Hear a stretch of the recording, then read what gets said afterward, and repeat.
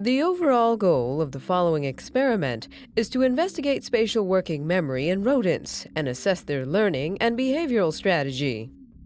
This is achieved by first constructing a double H maze to assess learning and memory performance.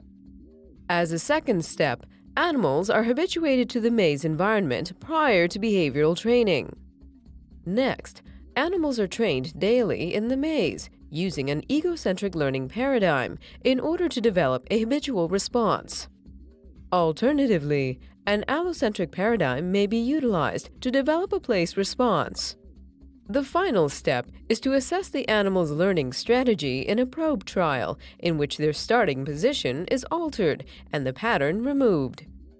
The results provide an insight into the choice of learning strategy utilized in the maze based on the recordings of animal behavior.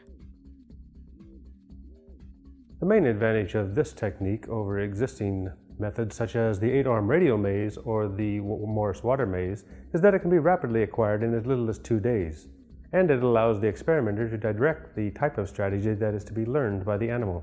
This method can help answer key questions in the field of behavior, such as the dynamic interplay in between the procedural and declarative memory systems, and how these systems are affected by different treatment modalities.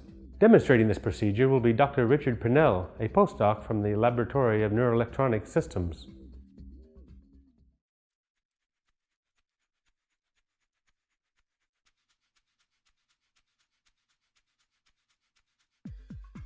The first step is to construct the double H maze.